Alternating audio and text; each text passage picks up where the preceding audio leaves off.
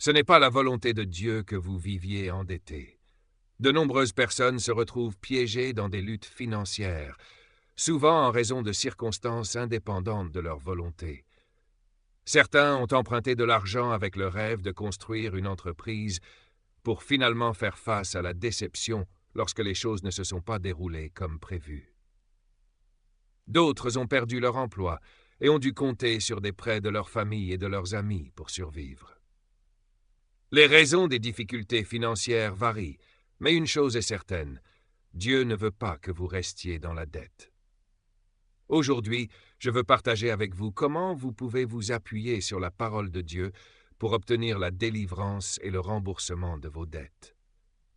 Si vous traversez des défis financiers, écoutez attentivement. Ce message pourrait être le tournant que vous attendiez dans vos prières. Que vous luttiez contre l'endettement, soyez submergé par les factures ou incertain quant à votre avenir financier, les promesses de Dieu peuvent vous conduire à la liberté. Rappelez-vous, la Bible contient toute la sagesse et les conseils dont nous avons besoin pour chaque situation, et nous servons un Dieu vivant qui prend toujours soin de nous. Le psaume 121, 1-2 nous rappelle « Je lève mes yeux vers les montagnes, d'où me viendra le secours?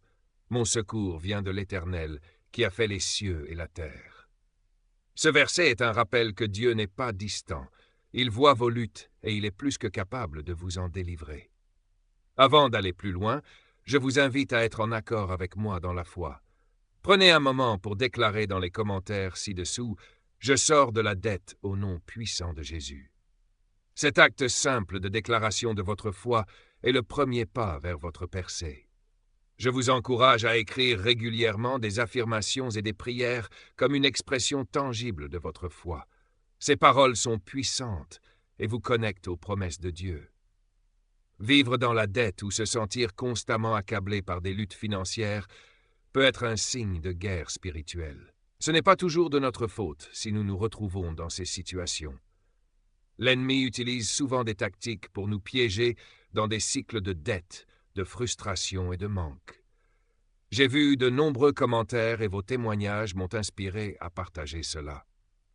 Dieu est fidèle, et même si vous avez l'impression d'être bloqué, je veux vous assurer que la victoire est en chemin. Lorsque je dis que les luttes financières peuvent être spirituelles, cela signifie que parfois, Dieu peut essayer de nous avertir ou de nous guider à travers les rêves.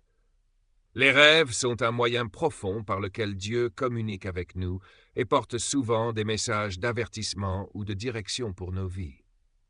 Si vous avez rêvé de retourner à un lieu de perte, de manipuler de l'argent de manière étrange ou de poursuivre quelqu'un qui vous a volé, ces rêves pourraient révéler des attaques spirituelles contre vos finances. De même, les rêves de perte de sac à main ou de portefeuille peuvent symboliser une perte financière dans le monde physique. Si vous avez du mal à vous souvenir de vos rêves, prenez cela au sérieux. Les rêves peuvent contenir des instructions cruciales, et les oublier peut vous faire perdre la direction de Dieu. Commencez à écrire vos rêves dès votre réveil. Vous pourriez être surpris par la clarté et les révélations que Dieu veut partager avec vous.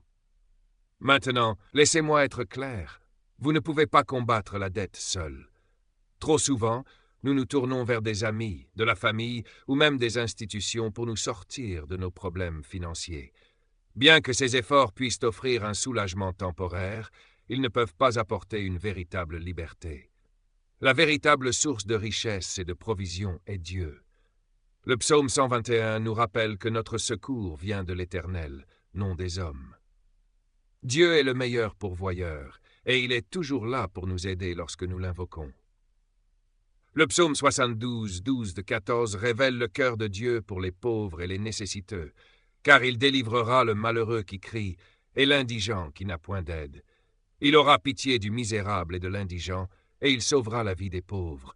Il les rachètera de l'oppression et de la violence, et leur sang aura du prix à ses yeux.